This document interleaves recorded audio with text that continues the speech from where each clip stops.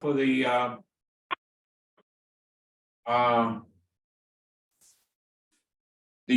Council of Mayors Executive Committee. I'd like to also do our disclaimer from the governor. So let me go ahead and read this. As permitted by the governor's disaster declaration of March 31st, 2023, the determination has been made that an in-person meeting of this committee is not practical or prudent. To ensure the meeting is as transparent and open as possible, the meeting material were posted 1 week in advance. A recording of this meeting will be linked on CMAP's website, and the committee will have a roll call vote for any item requiring committee approval. Before beginning, I would like to make a few logistical announcements. This meeting is being recorded. Jared, and we just seen it come up, say it, so we know that it's being recorded. Thanks, Jared. And we can move forward. The committee members, please use your mute function when not speaking. This will help to eliminate excessive background noise. Also, when making a motion, please include your name so staff can properly record it. Members of the public, if you have a question during the meeting, please use the chat box. Staff will be monitoring it. Additionally, if you wish to address the committee during the public comment agenda items, you can indicate your desire to do so in the chat box. That concludes the meeting announcements. Thank you. Staff will now read the names of the committee members that are logged in, and will then ask committee members that were missed on the phone to introduce themselves. Mary? Okay, good morning, everyone. So the names of the committee members I see on the call, we have President Lungmiss, Mayor Van Dusen, President Darch, President Hayes, President Sherwin, President Werner, President Austin, Mayor Rockingham, Mayor Ryback, Mayor Kurtz. Are there any members on the call whose names I missed? Dave Brady, Bedford Park. Okay, thank you, Mayor Brady. John Skillman, Village of Carpentersville, Village President. Okay, thank you, President Skillman. Jeff Shelkey, Batavia. Okay, thank you, Mayor Shelkey. Okay, I think that was everyone, so we can go ahead and move forward in the agenda.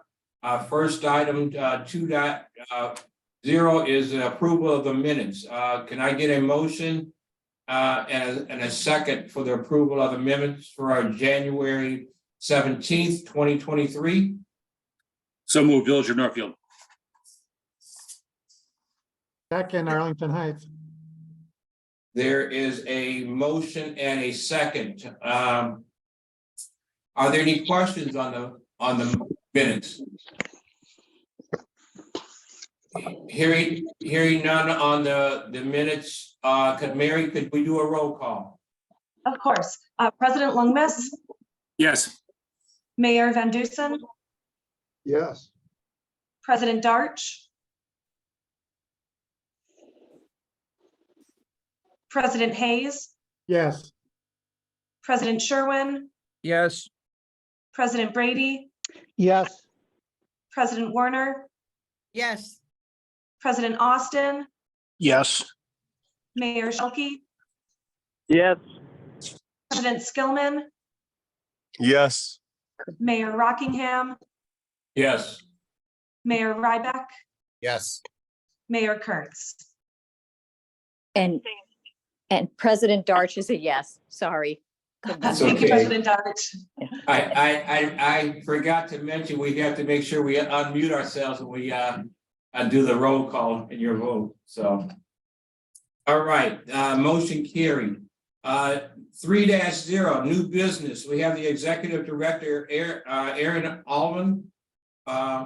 Would you like to go ahead and do your executive director's report?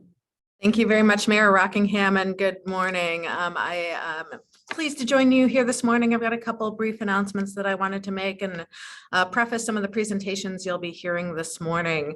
So first, I did just want to start on a little bit of a somber note here. I know that this is the first meeting of the Council of Mayors Executive Committee since the passing of President Alice Gallagher. You know, Alice was a committed member of this committee. She also participated in the Tollway Board and her local council as well. And she will be missed, and her, spirit and appreciation of regional coordination is just so just meaningful to us. And we just wanted to recognize her passing. So I'll start with that.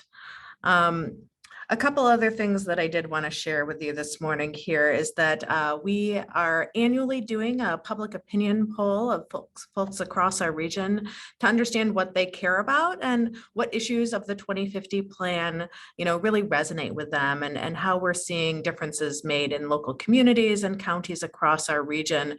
So that information was recently released a couple weeks ago, but last time we did this, we had a virtual State of the Region event where we had speakers and sort of used it as a big forum. This year, we're taking it on the road. We're taking it out to all of the councils to talk to you, to come to your councils, your COG meetings, to hear from locally elected officials and share what insights we've gleaned from that process. We also are pairing that presentation with an awards ceremony. And I would be remiss if I didn't mention that Mayor Van Dusen is receiving, and on Friday I'll be out in Skokie, a Visionary Leader Award.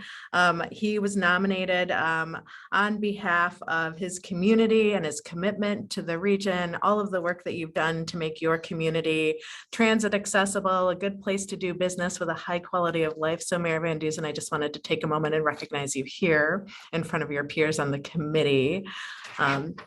Anything you would like to share with us at this time?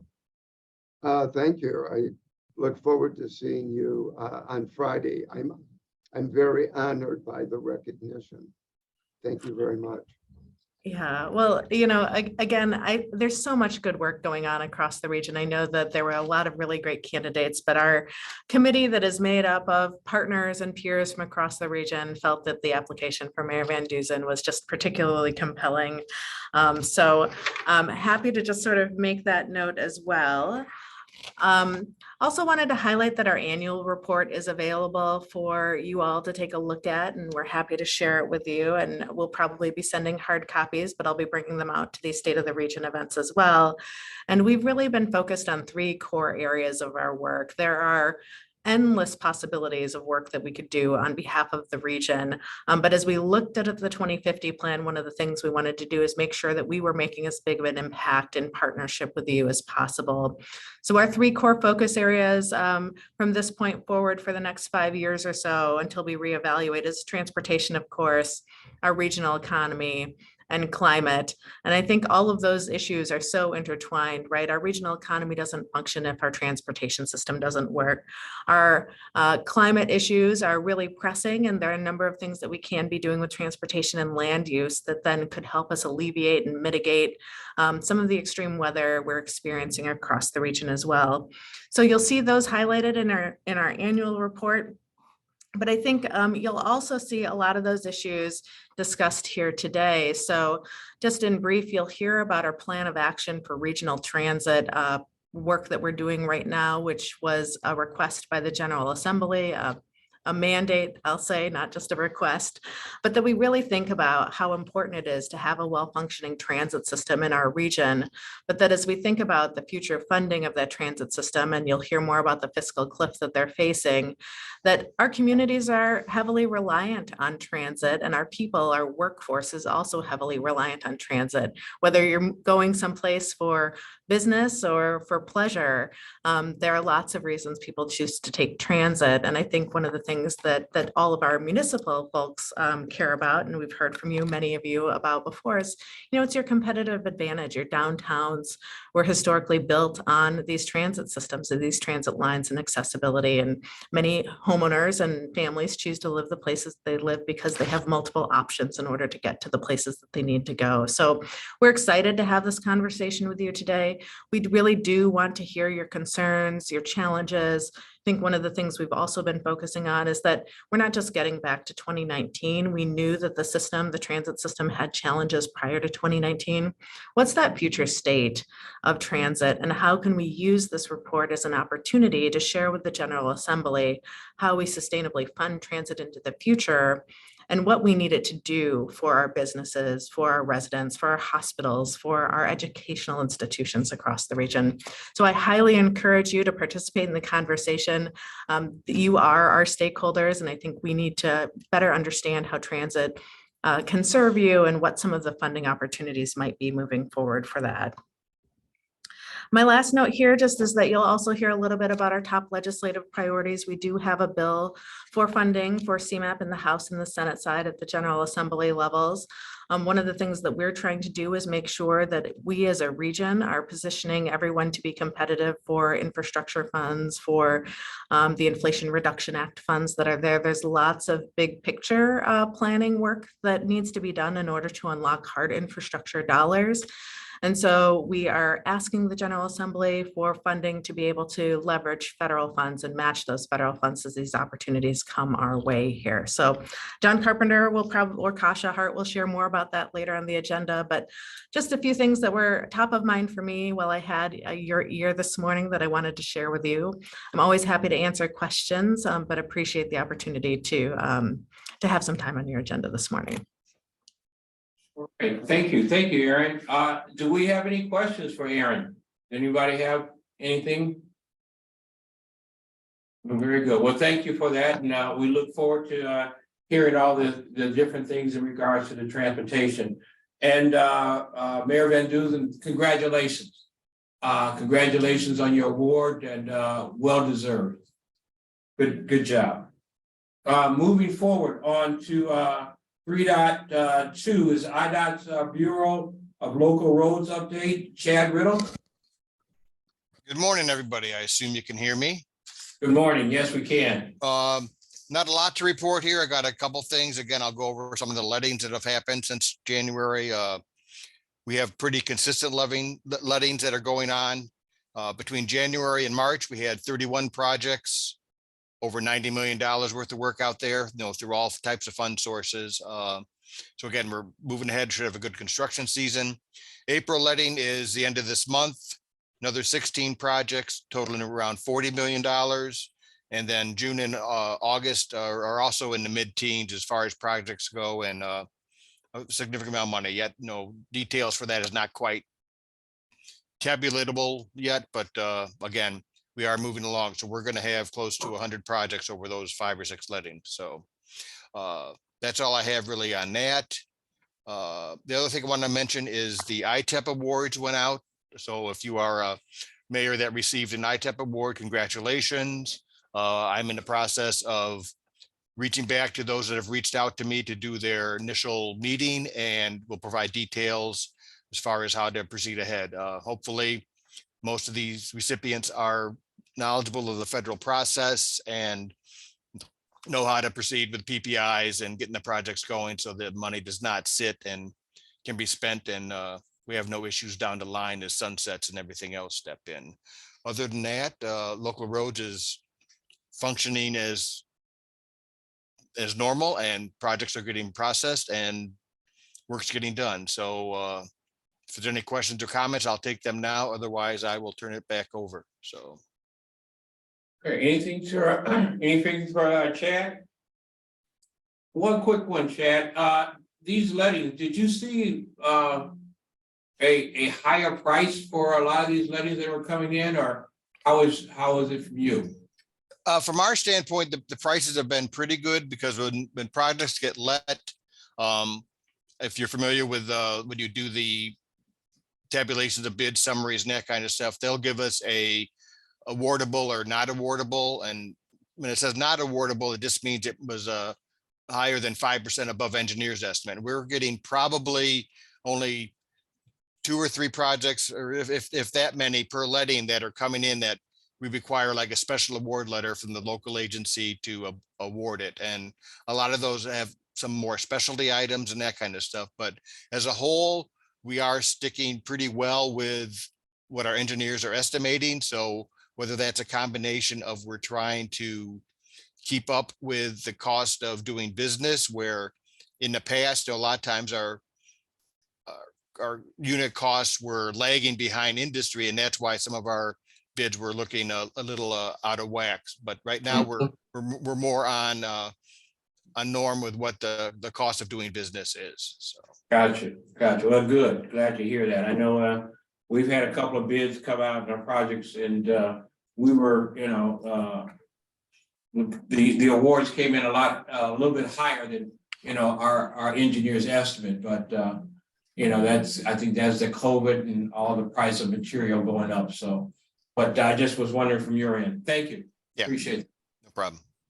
All right, moving forward, 3-3, transportation safety update, Vicky Burnett. Barrett.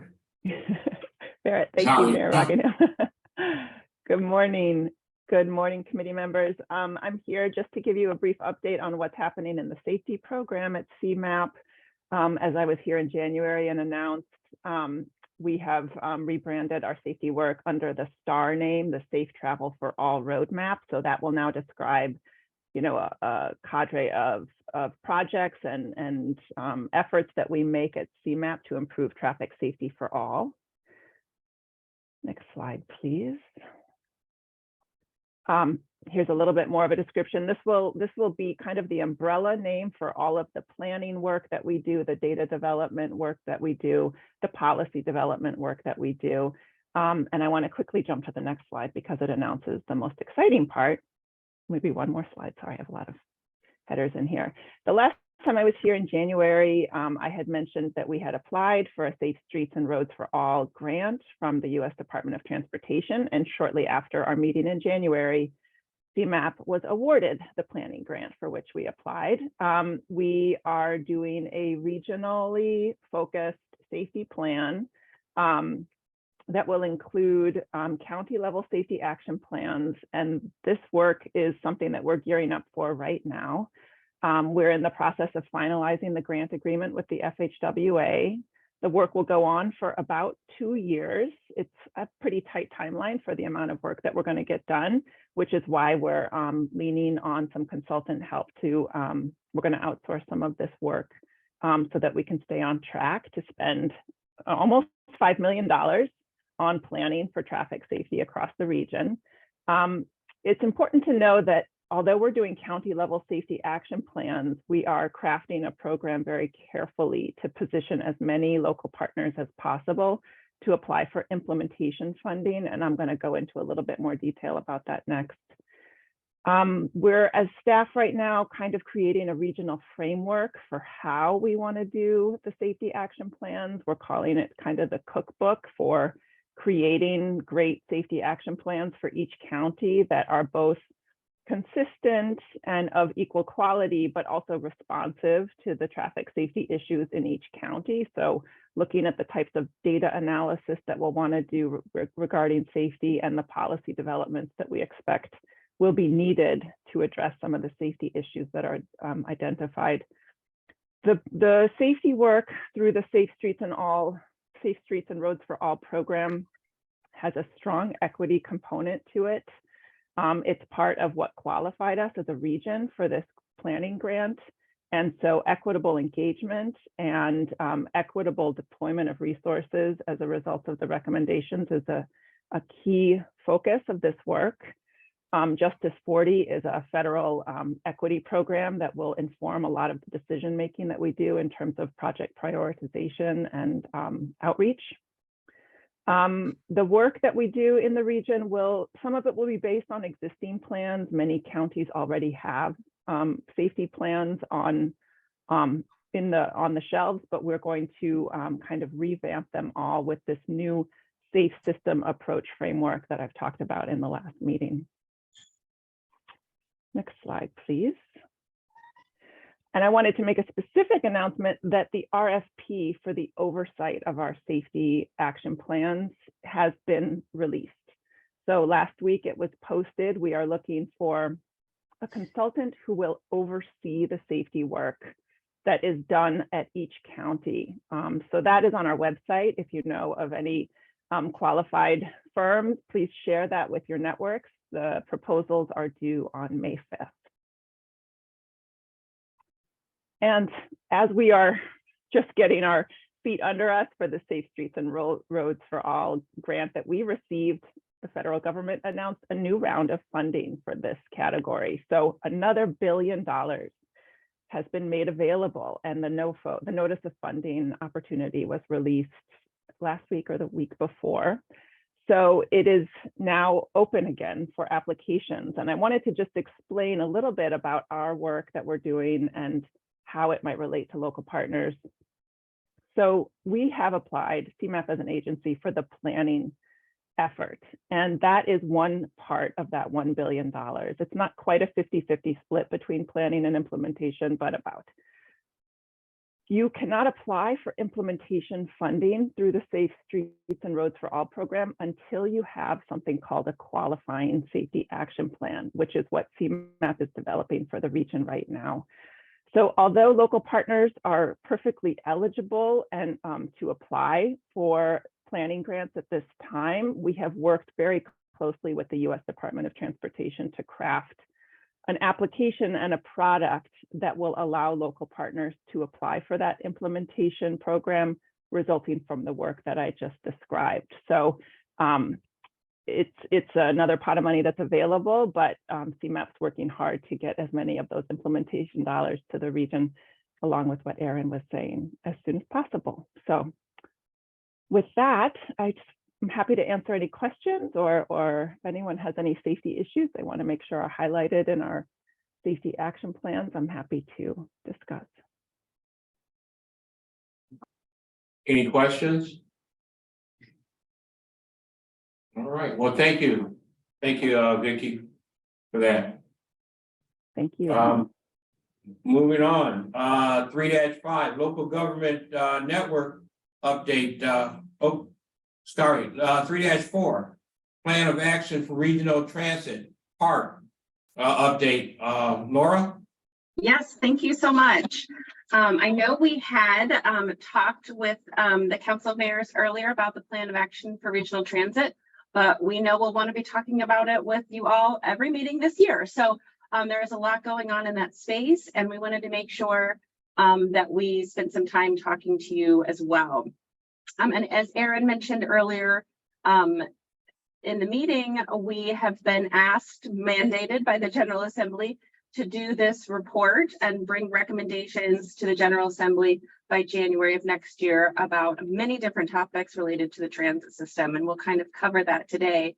I know at the last meeting, staff had discussed with all of you the scopes and approaches to each of these tasks. We've been getting feedback. We've been having different meetings with our board, with the MPO policy committee, different regional stakeholders, and a steering committee in order to inform our work on this and help us move forward.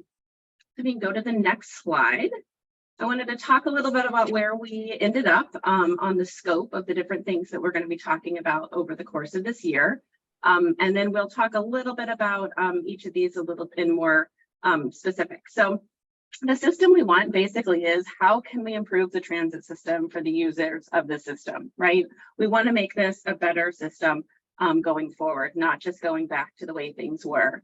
And so we have several different areas where we're really spending time having discussions, doing research, and getting input so that we can have some strong recommendations by the end of this year. First one is better buses. We know that this is a key way for a lot of our residents to move throughout the entire region. It is also a place where we can have improvements in the system that would impact the entire region. And it's also the mode that stayed the most stable through COVID. And so we know we have a lot of ability to improve that system and flexibility within our better buses.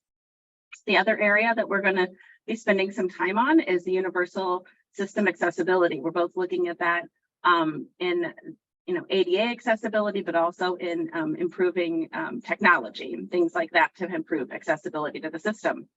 We're going to look at operational efficiencies to make sure that the system pursues goals like bus electrification, and that transit providers can do so without compromising any service and do that efficiently. And we're also going to be looking at recommendations about safety and security and cleanliness. I know that's top of mind for a lot of people, whether that's either real or perceived. It is definitely a challenge that is facing our transit system right now, and we do need to make sure that that is addressed as we move forward. Next slide. Other pieces of the system we want topics that we're diving into and doing research on is fare integration and affordability, something that our region has been talking about for a long time. How do we get that over the finish line and make it work for our entire region? So we're going to have recommendations around that. Regional rail, how, again, as we've talked a lot with Metra and their service and how it was impacted by COVID, we do know that it needs to be something that is a strong service for our region. And so how do we improve regional rail recommendations going forward? And the last piece is transit supportive land use and development. We've talked a lot about transit oriented development with many of you and the successes that you've had in that area. We also know that we have a lot of inconsistencies in making sure that we can have development as well as employees matched up so that those two things go together, so that the employees that businesses in your areas are looking for can get to the jobs in your region. And so we're making sure we have some recommendations on that. I did see a question. I will come back to that as we go through here. How to implement it is the other portion of that. We're kind of siloing how we're looking at these different recommendations. And we're going to talk a little bit more about this in a minute. But this area talks about system governance and allocation for public funds. It also talks about the fare box recovery ratio. I know a lot of the conversations that you've had with RTA over the last year, and we know that that's something that has been put on hold by the General Assembly, is how do we want to address that going forward? Because it does impact how our system is funded. So there's definitely one of the spaces that we're going to be talking about, whether it should be reduced, replaced, or eliminated. We'll have continued conversations about how the system is funded through either, sorry, go to the next slide. That's the last piece, is the how to pay for it, right? It is the really the genesis of the conversations we'd begin having with the General Assembly, is that the transit system itself is not going to have funding past 2026 in order to continue to operate. So we do need to look at lots of different types of revenues, whether that's public revenues, those generated by the system. Again, as we were talking about that fare box recovery ratio, talking about right now that 50% of the system has to be funded by the fares. And so we need to look at if that's something that's going to be sustainable, which we don't believe it is going forward, and how do we handle that situation. And so we're also going to look at new revenues as well as structural and operational savings, and then where other funding can be modified or added. So I want to stop there because I want to make sure I answered the question. Let's see, a question for the appropriate. Oh, we're going to start in-person meetings, and then, oh, sorry, I'll let someone else maybe address that one. Sorry, that was a downtown movement. I was like about transit, so apologies. Going to the next slide, I want to go back a little bit to the how to implement it piece, because I think it would be great to have your input on this discussion today. One of the things that the legislation asked us to do was to look at different governance structures as we move forward. And so we've had lots of good conversations, again, with our board, steering committee members, the service boards themselves have made presentations to the service board's board. And one of the things that we wanted to make sure as we were approaching the governance structures is that we weren't coming up with an answer without defining the problem. So we didn't want to just start throwing solutions up on the board. We really wanted to say, what is it we're solving for? What are the things that people feel like the problem is, or areas that could be improved? And then to start looking at solutions from there. We did bring on a third-party vendor, the Eno Center for Transportation, who has expertise in transit governance structures throughout the country, to help us really look at this and have a discussion about what we want to improve. And so the input that we got either through interviews, discussions, is that there really is a connecting problem of the decision-making, that we really would like to see a more regional decision-making conversation happening. And then the sub areas of that really kind of got into service coordination, funding allocation, accountability, and the role of state and regional entities. So they kind of all swirled around those areas, and that really made a lot of sense to us to make sure that we were looking at those areas. If you could go to the next slide. So how this chart reflects is how we want to look at a governance model within the way the problems that were identified earlier. And so what it does is we want to take each of these pieces and think about how we might want to address them or make any sort of improvements. Go to the next slide. So how we're going to use this is it's kind of going to be like a sieve as we start to have discussions. So how do we use the draft problem statements? It'll help us focus on the issues we're trying to solve. So what we want to do is thinking about if there is this improvement, does it help the different criteria that we've outlined to the left?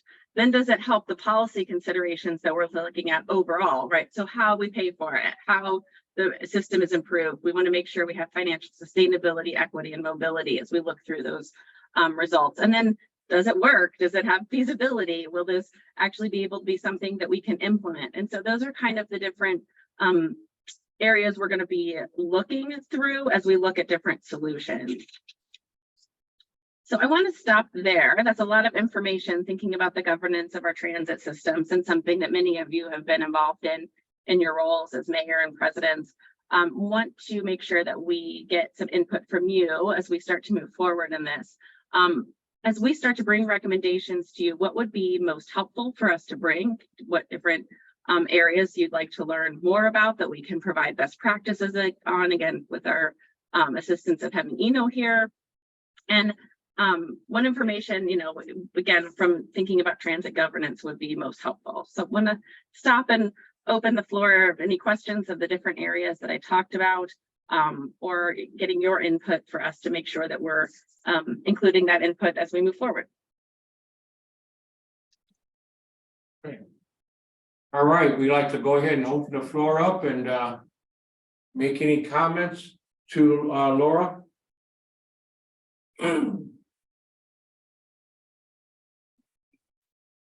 I'll take any other, general concerns or thoughts as you've kind of, been hearing about this or about the different funding of the transit system. Take your comments or thoughts into consideration. Well, I think the biggest one is going to be like you said, the funding. And, unless we can get that ridership back up, I mean, and naturally the public we're not going to be able to continue to fund it that way.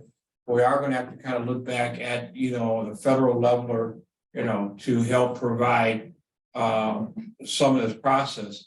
But then I guess our biggest concern is then making sure that, I guess, those that are looking to use public transportation, time-wise, is it coming on, does it meet their time, schedule? And, is it accessible enough to get to that, how far is it before they have to get to the transportation? I guess those are the things that I see in our community that will be more questionable. So. Yeah, that's definitely helpful. And one of the things we want to make sure that we approach is making sure that the accessibility of transit really is about being able to, have it in your community and in some place that makes sense for you. I know a lot of people in our community, have to catch a bus and to get to their job, how many transfers they have to make before they can get to where they're going. Or how accessible is it from a bus route to get to a train station to get at, to move through. Yeah, we've definitely seen research that if it's more than one transfer, most people won't choose that. And so how do you make that, again, more accessible? Appreciate that. Are there any other out there? Great. Well, we will make sure that we come back and talk about each of the pieces as we're moving forward. We'll definitely have more information on the different funding sources. But please feel free to reach out to me or anyone on our team about thoughts on governance or any of the other elements of this project. We look forward to talking to you more about it. All right. Thank you so much. Appreciate it. All right, moving on, 3-5 local government network update. Lily? Hi, everyone. I'm Lily Brack. I'm a planner with CMAP and the project manager for the local government network. And last quarter, we completed our 17th initiative through the local government network, where we shared communities' local greenhouse gas emission summaries with them, and also encourage them to sign up for a CMAP Talks webinar, which was held in February. And that focused on helping communities understand how to use those greenhouse gas emission summaries that we shared with them for climate planning. So we currently have an initiative underway. It's our 18th initiative, where we're gathering spatial zoning data, so shapefiles or PDF maps from communities, which will help CMAP update our regional zoning database. So we're currently in the process of updating this database. It helps us understand regional trends in land use and development, and we can use that to help communities plan for the future. So we already had a lot of current data from communities, so we didn't have to reach out to some of those communities, but there were quite a few communities in the region who we couldn't locate their current zoning data, so we needed to reach out to them through this initiative. So we just completed our first initial round of emails, and we've had about 50 communities submit either a shapefile or a map. And we're planning to do another follow-up round just to make sure that we get everyone's data, because it's very important that we have an accurate database. And then early next quarter, we're going to start working on something fun, which is connecting all the newly elected mayors to their community's local government network liaisons to make sure that we're starting to establish that relationship and say congratulations and make sure they know that their local government network liaison is their go-to person at CMAP. So that concludes my update, and I'm happy to answer any questions. Thank you. Okay. Thank you. Any questions? Okay, all right. We will continue to move on. Thank you for that. Our next one, legislative update. Laura Wilkin, you're back up again. Back to me. I know, aside from making sure that we're addressing our issues with the state, I also work with the legislative team, and they are not here today. You normally would have, as Aaron mentioned, John Carpenter or Kasha, but they are down in Springfield today, busy doing the work for the region. So you get me again. As we just said, you know, right now the General Assembly concluded the mid-session recess and starts back up today. So they're going to be working on addressing bills from the opposite chamber and drafting an FY24 budget. And then they're scheduled to adjourn on May 19th. So we are in the crunch time for the General Assembly. Again, as Aaron mentioned, our top priority this session is working to secure funding to support the implementation of the Regional Planning Act, which, as we know, is our CMAP's enabling legislation. So we've been working on this appropriations bill that would provide CMAP funding to do non-transportation related work that the Regional Planning Act directs us to do. Additional funding would position this region and the state better to access a lot of the federal funding opportunities that have been made available. So as an update, since last time we spoke, Senator Ram Villavalam has filed SB 1429 in the Senate, and that's been assigned to the Appropriations Committee. Senator Don DeWitt is the co-sponsor. Representative Marty Moylan has filed HB 4027 in the House. The bill is in rules, but we do expect it to be assigned to the Appropriations Committee, and Representative Dan Ugasti is a chief co-sponsor of that. We've worked with our team here to develop a fact sheet for all of you, and we will make sure that gets distributed to you as well as to other partners and legislators that explains why this funding is critical to our region. We'll continue to make you aware of any bills or any hearings that are on this bill, but we do think it will probably be part of the FY24 budget versus a standalone bill. Any questions on the RPA funding or Regional Planning Act funding?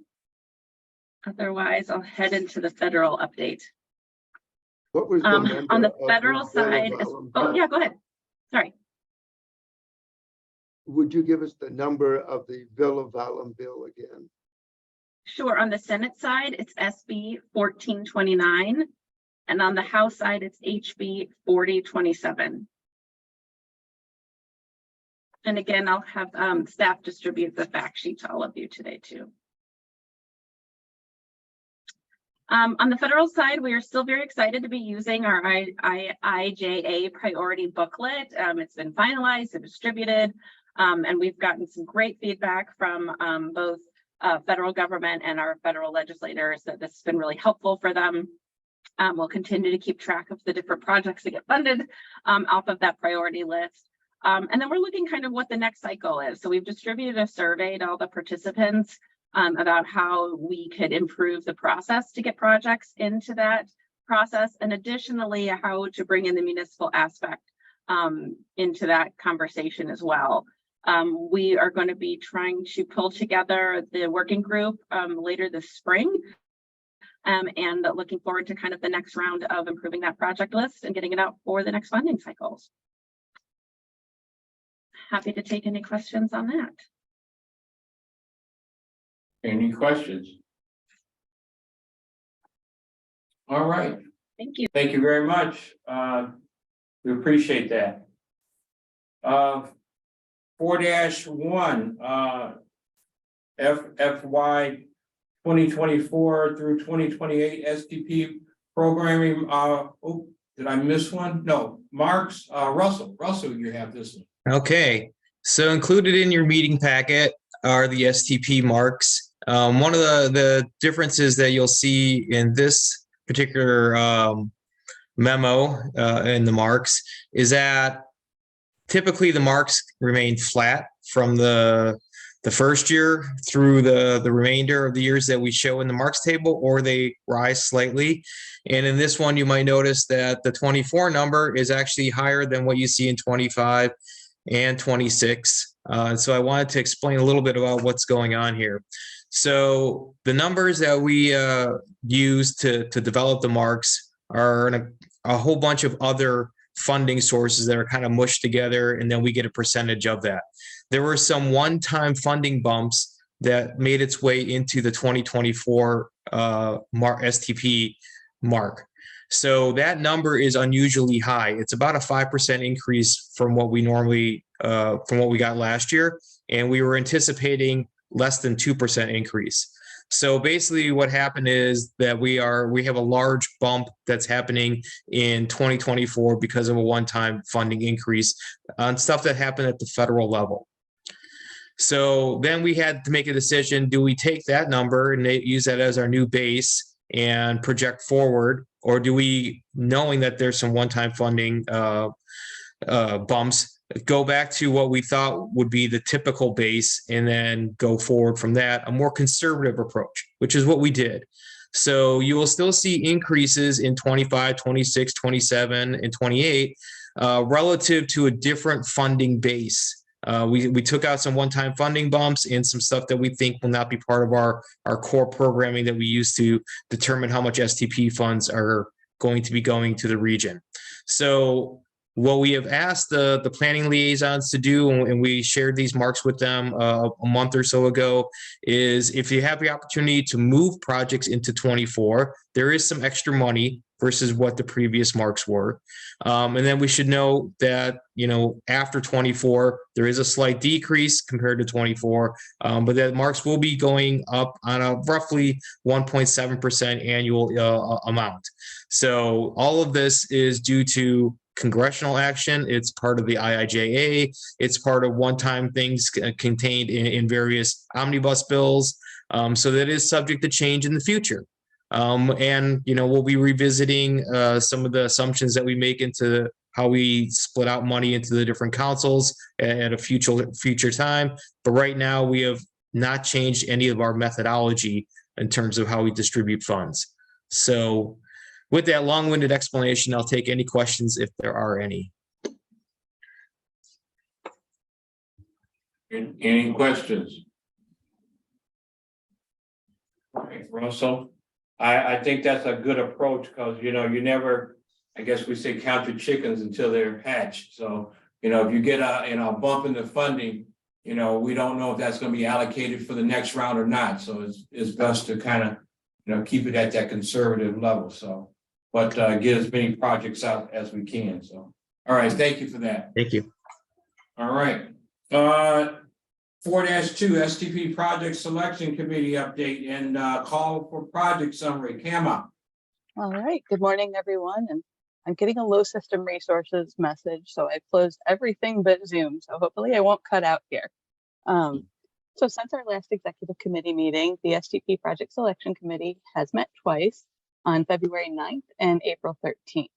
In January, the committee approved revisions to the region's active program management or APM policies that included some formatting changes, the addition of definitions of key terms, additional clarifying language in several sections, also moving away from removing projects from programs due to missed deadlines and focusing instead on reducing programming marks when deadlines aren't met. This allows all of the individual councils to make decisions about what projects should continue implementation and allows councils to be more reliant on accessing redistributed funds to complete their programs. The changes also included modifying the standard call for project schedule so that MPO policy committee approval occurs in June instead of October. So the policy changes took effect immediately. The schedule changes will start with your local calls for projects this next cycle. And so that's just a recap. I think we did talk about this at the last executive committee meeting, but the policy changes weren't final at that time. So just wanted to give a quick recap. Also last week, the committee received reports on the status of shared fund projects, a review of the regional accounting for the shared fund and local programs, and a summary of the applications that were received during the recently closed call for projects.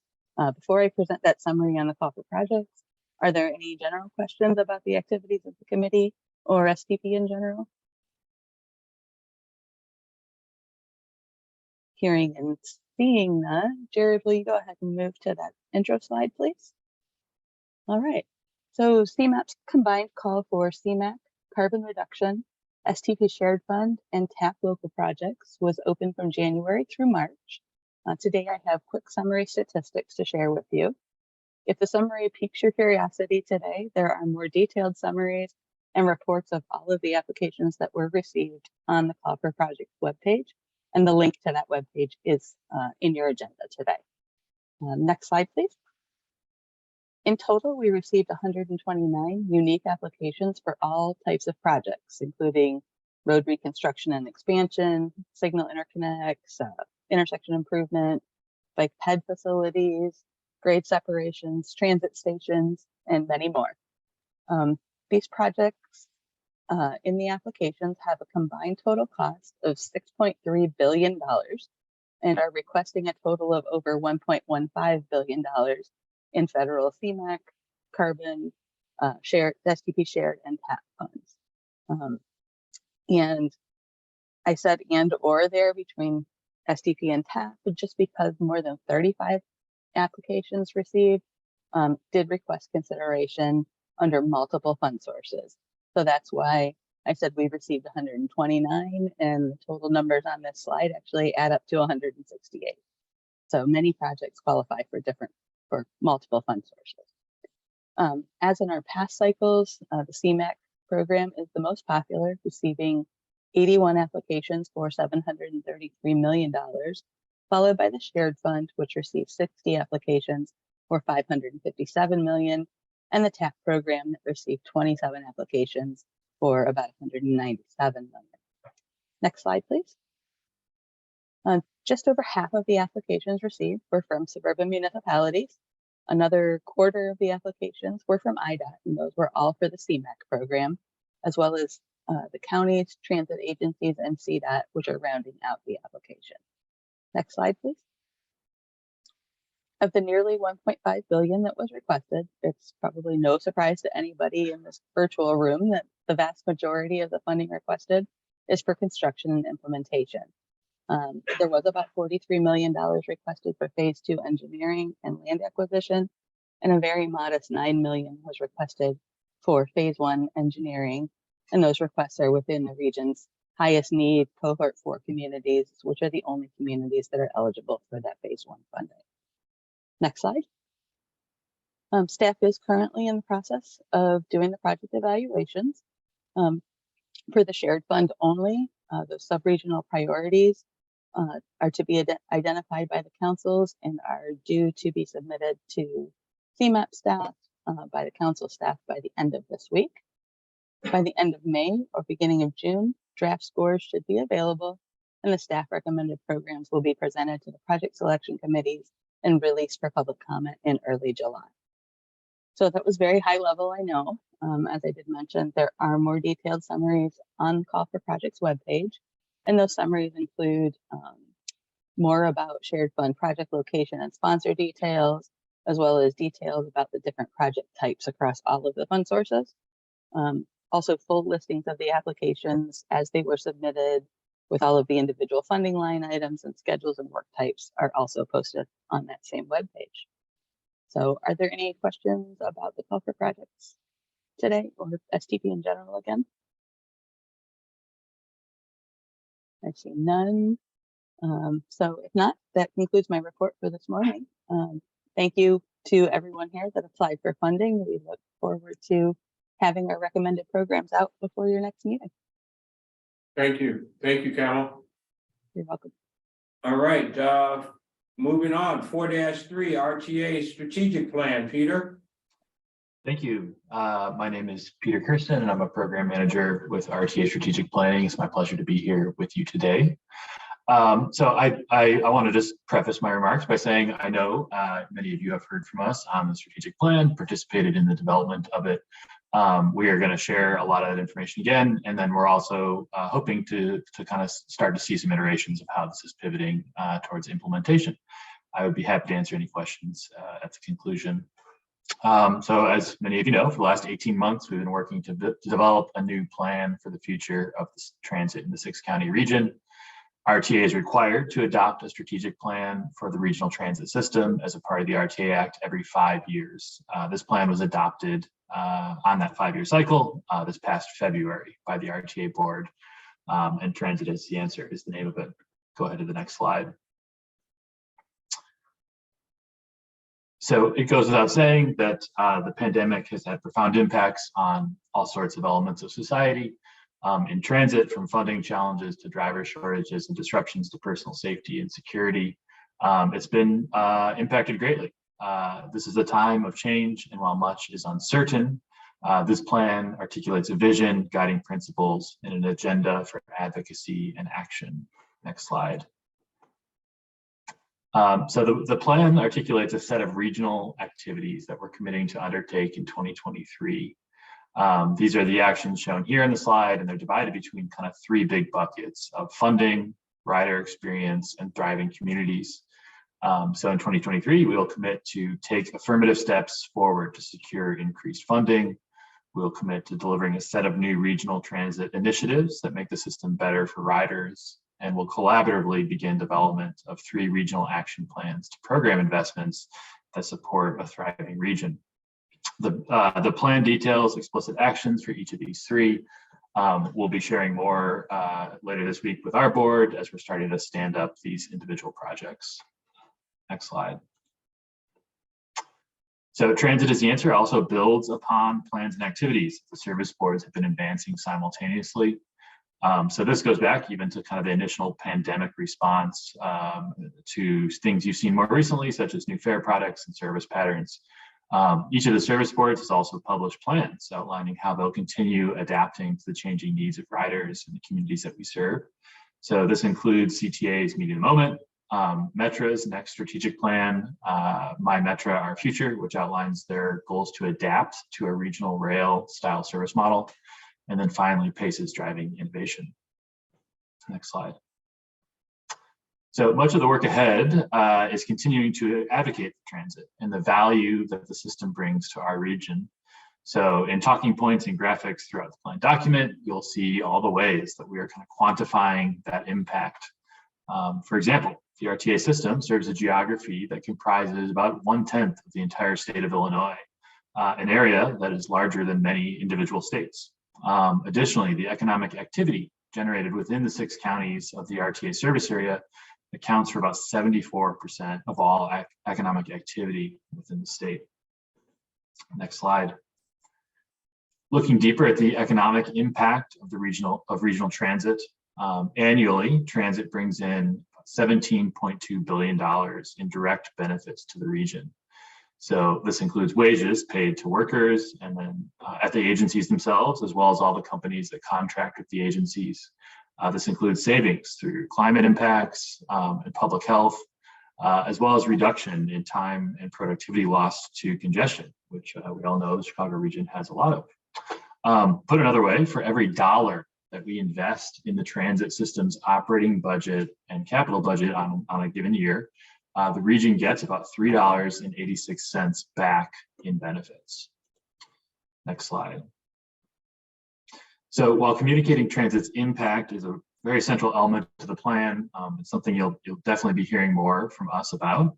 The other kind of prominent feature is focusing on how we develop the content, and that came through engagement. So from the outset, it was very clear we needed a new approach for this strategic plan. One that focused on engaging new and existing stakeholders, partners, riders, the general public. This included convening 5 working groups over the summer of 2022. That included 75 plus different organizations, over 100 individuals. I know some of you on the call today participated in that process. And as we now pivot to implementing the plan, we're going to continue to draw upon the expertise of our growing coalition of stakeholders to collaborate as we advance our agenda for advocacy and action. Next slide.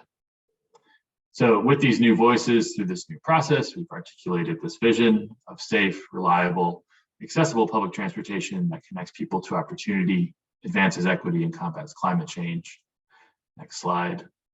And then we're going to continue to draw upon these 3 principles that have guided the work thus far of equity, committed to change, and stewardship. Next slide.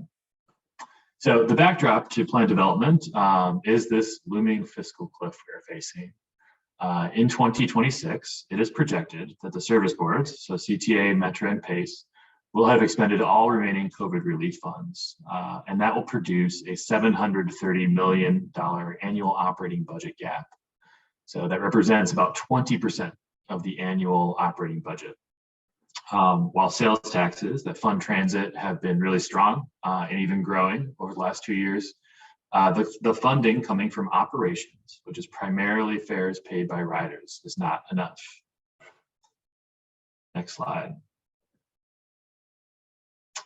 So historically, transit agencies kind of have 2 levers to address an operating budget deficit.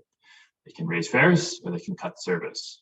The plan makes it clear that it is impossible for the RTA and service boards to solve the funding cliff we are facing by raising fares and cutting service alone. Fare increases of the magnitude needed to fill the budget gap, nearly doubling what they are today, would drive down ridership and negate additional revenue brought in by higher fares. It would also render the system unaffordable for many that rely on it. Additionally, throughout the process of developing this plan, we've asked people throughout the region, how should we respond to a potential future budget deficit? By scaling back service or pursuing additional funding for transit. Through surveys, meetings, workshops, we heard overwhelmingly that the RTA should pursue additional funding to maintain our system and see increased investments to make the system safer, more reliable, accessible to everyone, rather than cutting back service. Next slide. So the previous slide made it clear that we need new tools, new approach to address the challenge that we're facing. This slide makes it clear that the RTA system is not alone in facing many of its current challenges. So large transit systems across the US are facing proportionately similar funding gaps as they draw down the remaining COVID relief funds. Many actually facing a shorter timeline than our region. All while similarly, facing challenges to attract and retain new bus and rail operators, as well as these significant disruptions to personal safety and security that are impacting riders' willingness to return to transit. Next slide. As a part of the plan development process, RTA, Service Board, and Service Board staff with consultant support evaluated some potential funding solutions, solutions to this kind of looming fiscal crisis. So this slide shows kind of the top 11 potential options from that analysis. At this point, we're not here to pick a revenue option to pursue, but rather to socialize and educate on kind of what options exist, to begin a discussion around what trade-offs there may be between different options, including things like the sustainability of the revenue source, what the annual yield is, how equitable is the source, as well as to begin thinking about a time frame to implement a revenue option. Next slide. So we are moving forward with this agenda for advocacy and action. I've kind of introduced the problem, this looming crisis. We've talked about the ways we're communicating our value and how we're engaging with people. But the agenda is kind of what we are aiming to achieve. It's a long list. It reflects the work of many. Again, this was co-created through engaging stakeholders, much of it coming from the working groups that were formed last summer, as well as guidance from RTA board, staff members, service board leadership, and staff. Next slide. So the list is divided between advocacy and action. Advocacy items include longer-term substantive changes to the broader transportation system. These include things that the RTA and service boards cannot advance alone, but would need support from other stakeholders, such as you all on the call today. Next slide. I'm not going to talk through each one, but I'll highlight the third here, which is building a coalition around the value transit brings to the region. So the plan quantifies and articulates value and benefit in a number of ways, but ultimately we know this is a message that the RTA and service boards cannot communicate alone. We need to continue to build this coalition of stakeholders to advocate for transit, to advance our agenda, and to collaborate with us on the shared regional activities. So in May, the RTA will host the first quarterly Transit is the Answer Coalition meeting, where staff will share progress on the projects, on these shared regional activities, and provide opportunities for coalition members to get involved with specific projects. If you would like more information, we can provide that on when that first meeting is. Within the plan document, you'll also see kind of members of our coalition making the case for transit in their words. This is one example here. There's a number in the plan that you can read. Go ahead to the next slide. So then the second half of that list is the action agenda. These are the things that are in control of the RTA and service boards, areas where we can lead. The action agenda includes items that most directly impact riders, such as ensuring transit is safe and secure for everyone, making the system more seamless and affordable, as well as adapting to changing needs of riders. Next slide. So again, I'll come back to kind of where we're focusing in 2023. It's around these three buckets of funding, rider experience, and then helping program investments that support a thriving region. Again, the plan details explicit actions for all these three. We'll be sharing that in April and then again in May with our board. Happy to provide more info as needed. Next slide. Lastly, we are measuring our progress. So to do this, we will kind of return to some of the outcomes that we articulated in the initial stages of plan development. So way back about 18 months ago, we started with kind of an outcome for the system and an outcome for the type of region a great transit system can help build. And we're returning to that to measure our progress. So in the future, our system will be in a state of good repair, financially stable, as well as safe, accessible, and reliable and useful for riders. In the future, our transit system will help build a region that is connected, winning the fight against climate change, and thriving. So reporting progress will include data visualized and presented through dashboards, meetings, etc., as well as progress updates on advancing projects and activating this building coalition. The first quarterly report, the RTA board, will be in May, where you can kind of expect to see more in that format. As well, we'll have these dashboards up and available for people that are interested as well. So that concludes my presentation. I would be happy to answer any questions. Or if you want to flash to my last slide, you can see my contact info. I would be happy to follow up by email or phone call as needed as well.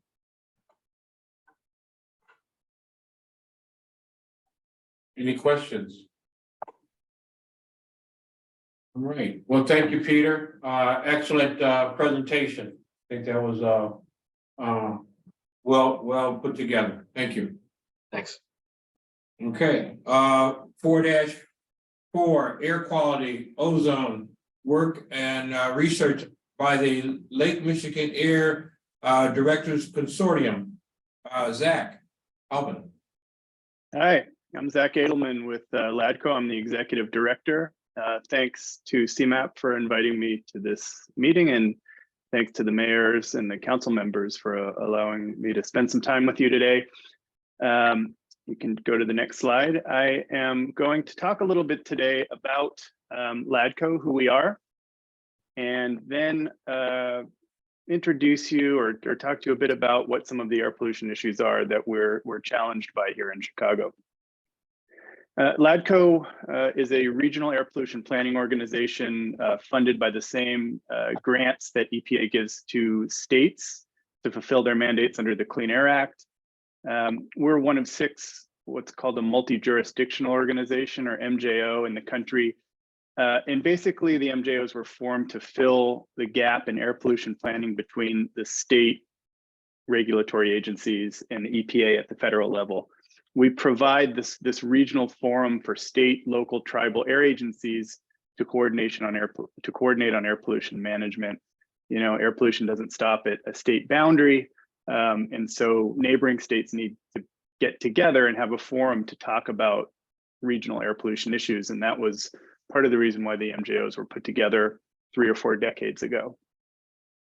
I've been with LADCO for 5 years.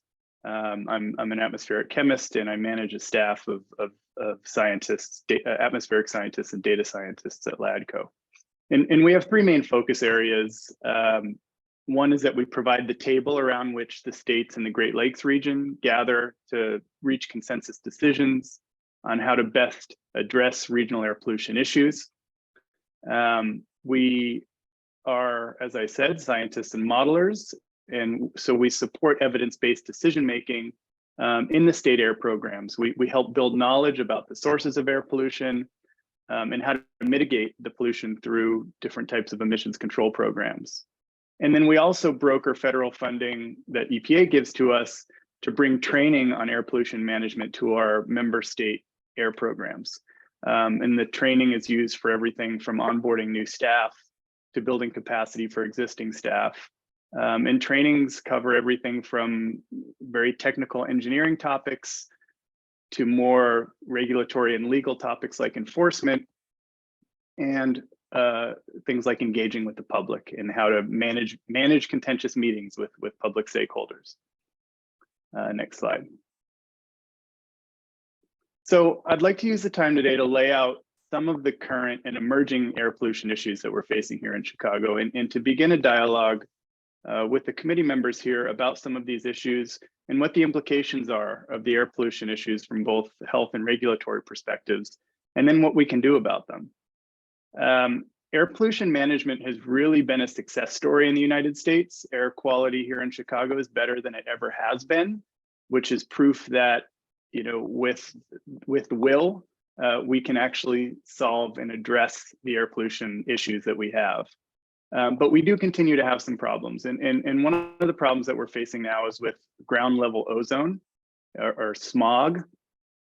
Chicago has been designated by the US EPA as an ozone non-attainment area, meaning that the monitors or instruments that measure pollution at the surface around the city are measuring ozone concentrations that are higher than the allowable limits set by the National Ambient Air Quality Standards, or the NAAQS. In addition to ozone, which is more regional in nature, you know, while it's not a great image to think about, you could think of like a cloud of ozone or a cloud of smog, basically covering large swaths of the Great Lakes region when we're having ozone episodes.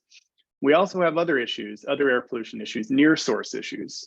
that are more localized. Think of these as air pollution hotspots. And these are around, they're closer to industrial areas, industrial sources, near highways, near intermodal facilities, warehousing facilities, to name a few. So currently, Chicago is a non-attainment area for only ozone. Previously, Chicago had been a non-attainment area for lead and particulate matter, but EPA has redesignated Chicago as being maintenance areas for lead and particulate matter based on declining measurements, improving measurements of these pollutants. This image here is basically showing the counties that are part of the current ozone non-attainment area in Chicago. We have a multi-state non-attainment area, meaning Kenosha County in Wisconsin and parts of Lake and Porter counties in Indiana, as well as a series of counties around Chicagoland are part of this non-attainment area. And you know, while we're only a non-attainment area for ozone now, things change with the NAAQS, as I'll discuss in a subsequent slide. You can move to the next slide. So what does it mean to be a non-attainment area? Kind of two ways to think about this. For any type of pollutant, the public health implications are that for those of us who live in a non-attainment area, we're breathing unhealthful air during certain times of the year. For ozone, that's generally the summertime, during hot and sunny days. Ozone's not emitted by anything directly, it forms through chemical reactions in the atmosphere. Ozone impacts the heart and the lungs, and it's really most dangerous to people with developing or compromised cardiovascular or immune system. So this tends to be the very old, the very young, and the immunocompromised. It's from a regulatory standpoint, ozone is controlled by limiting the emissions of its precursors, and ozone has two precursors. I mentioned it's not emitted by anything, it forms through chemistry, but it's formed by through the reaction of nitrogen oxides, which is a combustion byproduct. You burn anything in the atmosphere, you get nitrogen oxides. And the second precursor is volatile organic compounds, or VOCs. Sources include fuels, paints and solvents, vegetation, the smell of gasoline, the smell of pine trees, the smell of paint. You're smelling VOCs basically, and this is a precursor to ozone. So to control ozone, you have to lower the emissions from these two precursors. And historically, we've really relied on reductions of the first one I mentioned, nitrogen oxides, the combustion byproduct, by controlling emissions from smokestacks, transitioning our power generation from coal to natural gas, and also from getting cleaner vehicles on the roads. The way the NAAQS designations work, the National Ambient Air Quality Standards work, is that there's regulatory timeframes within which an area needs to meet a standard. So when Chicago's designated a non-attainment area for ozone, basically a clock starts within which the state needs to work on getting it back into attainment, or to get the air pollution levels down to below the NAAQS. And there's kind of different categories within the time periods where, as you move through time, if you don't meet the standard, there's increasingly more stringent levels of emissions controls and more onerous regulatory actions that are required to try to get that area back into attainment. For example, the state is required to implement controls on stationary sources, things with emissions coming out of a smokestack, like industrial or power generating sources, and also to implement like inspection and maintenance programs on cars to try to get vehicle emissions down. It gets more difficult to permit new industrial sources in a non-attainment area, particularly as you move through time and continue to miss your emissions targets. Next slide. I mentioned particulate matter. This is another type of pollutant. These are small particles in the air. They're both emitted directly and formed through secondary reactions. Like ozone, they're also associated with cardiovascular problems. And currently we are not non-attainment for particulate matter, but EPA is proposing to lower the standard based on current public health information. And so Given the most recent measurements of particulate matter pollution in Chicago and where we think EPA is going to go with a new PM standard, it's looking like Chicago is going to be designated as a non-attainment area for particulate matter as well. You know, PM pollution in the Great Lakes region has really improved dramatically over the years, particularly as cars have gotten cleaner. And really, as we moved away from coal towards natural gas and renewables for power generation, but there still are areas, there's kind of a citywide issue with particulate matter pollution and a lot of pockets of particulate matter pollution hotspots within the city. The exact timing of when Chicago is going to be designated a non-attainment area for PM 2.5 is not clear. It's going to be based on when the new standard is promulgated by EPA. They're going through the process now of deciding what the level of the standard will be. When they then promulgate the new standard, that's when the clock starts. And, you know, it's looking like the regulatory requirements will hit closer towards the end of this decade, so the late 2020s, but this is coming for us. Next slide. So again, the pressing problem we're facing now from a regulatory standpoint is ozone and the need to identify emissions reduction programs for ozone precursors, the nitrogen oxides and the volatile organic compounds. And we know that to meet the standard, not only in Chicago, but in areas downwind of Chicago, we need to reduce emissions from both of these pollutants. The biggest source of nitrogen oxides in Chicago are gasoline and diesel engines. And this includes engines on vehicles that are on roads, as well as the engines that are what we call off-road sources, like rail, freight handling equipment, lawn and garden equipment. Residential and commercial heating and cooking are also large sources of NOx. And, you know, not individually, but collectively, because we have, you know, such a dense urban and suburban landscape in Chicago. We just have a lot of these appliances that contribute to ozone pollution. So what can be done? One of the things that we do at LADCO is computer modeling and data science and research into the emissions controls to help inform decisions by our member states on the best paths forward to reduce the ozone precursors. One of the things that we do, this image shows a picture, is you know, we do simulations where we tag the emissions from sources in Chicago and basically implement tracers in our models to see where the pollution from Chicago goes and what magnitude it has on different areas in the region. Chicago being as big a city as it is, it really has a large impact on ozone pollution throughout this region, particularly in the areas around Lake Michigan. And so one of the reasons I'm talking to you today is because while the state air planners at Illinois EPA are really the primary points of contact for the Clean Air Act requirements in the state, there is also a role for municipal governments. In our work over the last few months, in particular with Illinois EPA, we've really identified a need to engage with local governments to build both knowledge of what the air pollution issues that we're facing in Chicago, and also to better understand the sources of pollution and to collaborate on solutions to air pollution. You all in the municipalities, you're closest to the sources, you're closest to the ground, you know what the economic and social forces are in your area. And through collaboration, we can start to figure out what different plans might work in terms of trying to reduce emissions. Next slide.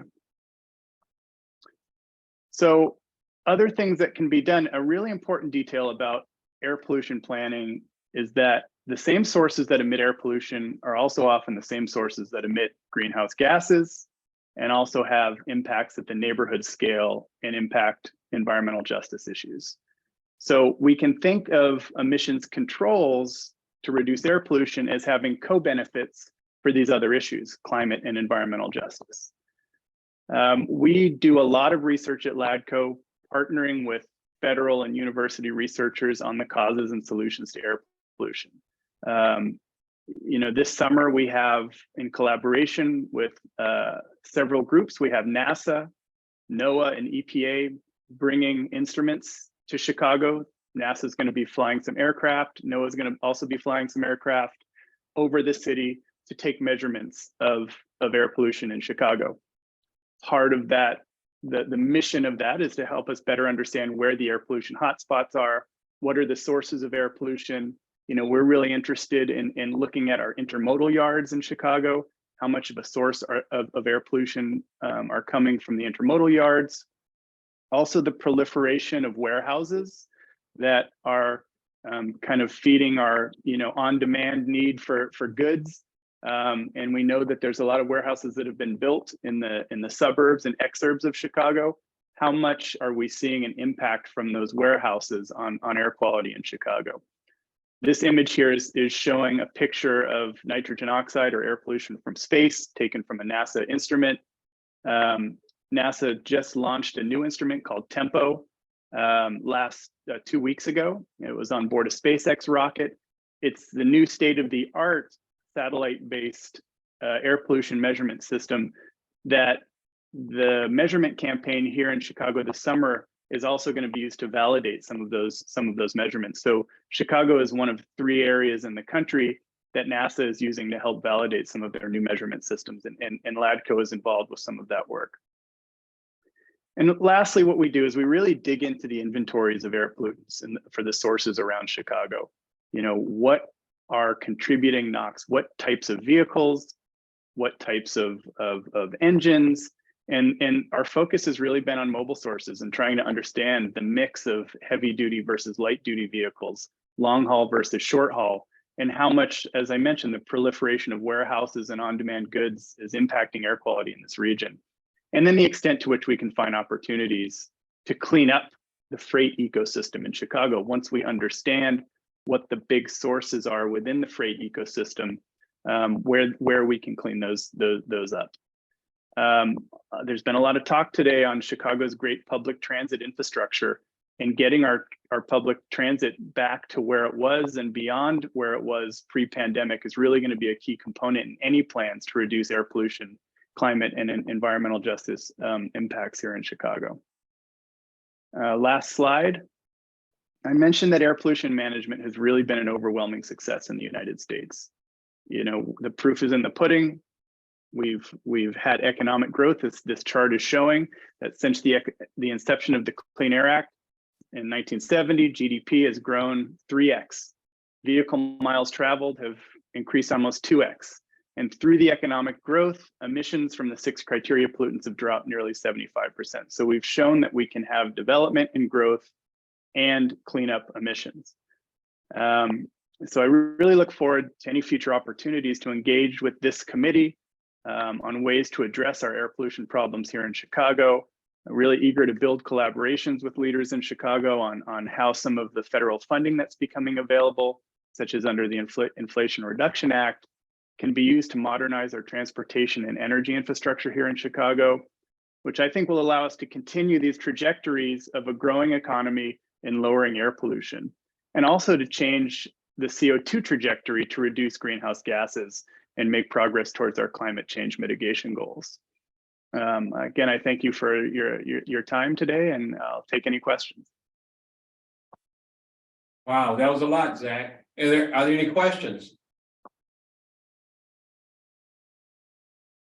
Hearing none, Zach, let me just say, some of that was kind of over my head, but you know, I'm glad we have people like yourself out there looking at all the different, like I say, ozone layers and climate, you know, quality, air quality that we have. It is needed. We see it going on, not only here in, you know, Chicago area, but throughout our country. You know, when homes are displaced because of flooding, you know, because of climate change, you know, we know it's out there, we know it's affecting us. Here in Chicago, you know, we know there's that pollutant from our vehicles that we need to get, you know, cleaner air, you know, whether it's electric or however. So I commend you. I commend you in all your work that you do. And I understand that you continue to need funding to make sure that these things are put in place so that, our communities can just, have a better air quality and, it not just air, but it goes into the water and all our, different areas. So thank you for that.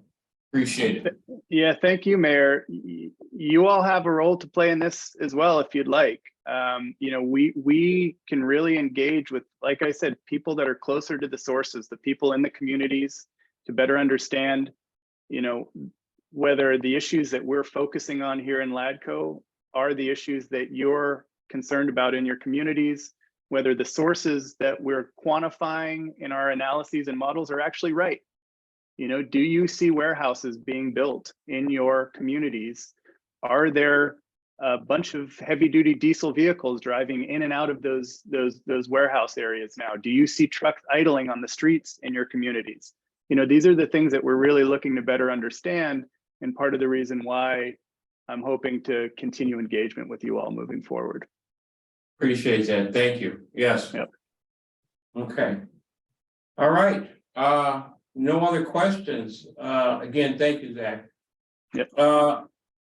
Other business. Is there anything under other businesses? Okay, if there's no other business, let me just say that, as we as mayors, I know that maybe quite a few of you may be coming down to Springfield for Lobby Day, which is tomorrow. Those that may be traveling to Springfield, first, let me just say safe travels as you move this way. But as you go to your legislators for different issues in your community, let's make sure that we also let our legislators know that there's issues here at CMAP that needs to be, addressed. I know Laura is going to be sending out her fact sheet regarding the Senate Bill 1429 and then House Bill 4027. Those may need to be, mentioned to your legislators. I know Vicky, again, with Safe Streets and Roads for additional funding. And our executive director, Erin, as she spoke on different issues that we need to make sure that our legislators are aware of from the federal funding as they go into the state and come back into CMAP. So, let's mention those to our legislators. And if, the reason we're coming down to Lobby Day as mayors, our voices are better heard in numbers, instead of individuals. So these are some of the things that we need to address to them so that we can continue to make sure that these projects that we're out trying to get established here at CMAP it is addressed. So I didn't know if there's any other anyone else that had any other business. Hearing none. Moving on into public comments. Is there any public comments that may be out there? We have not received any public comments, and we have not seen any in the chat either. Okay, thank you, Terry. All right, next meeting. Our next meeting will be July 18th, 2023, and it will be held in person at the CMAP office in the old post office. So please mark your calendars, and then also make sure we get enough time to get to the building. I know myself, it'll be hopefully my first time being able to come to the new CMAP building.